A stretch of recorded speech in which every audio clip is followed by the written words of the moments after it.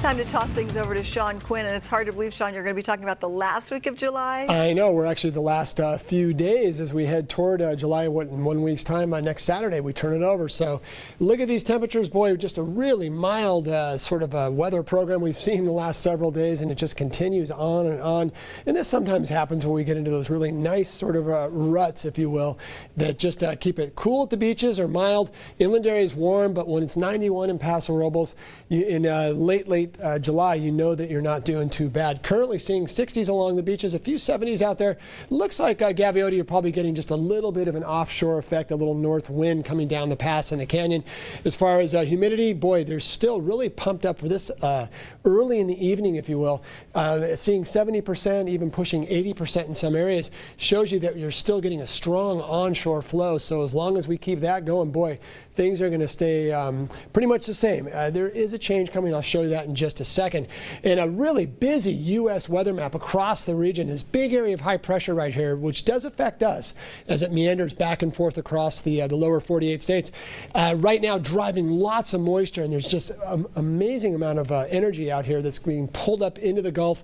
And as we pull it into our area, the monsoon, the southwest monsoon, may get energized a little bit by all that moisture. So we may be talking about that in about a week's time or so, some clouds popping up to the east. For us, though, just a steady onshore flow, warm inland, but not too hot.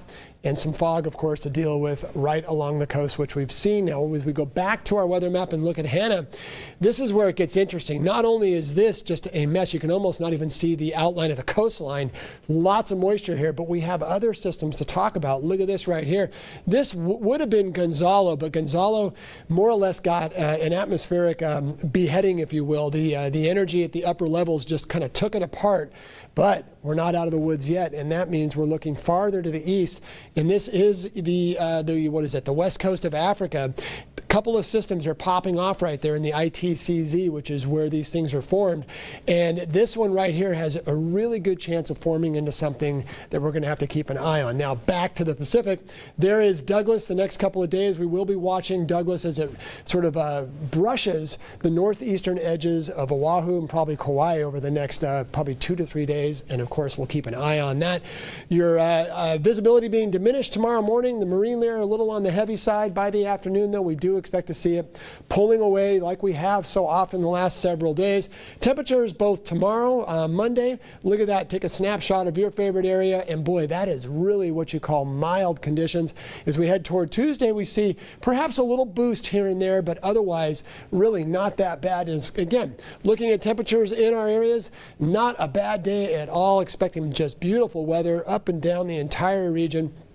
80s inland, some 90s will pop up here and there, 60s and 70s near the beaches.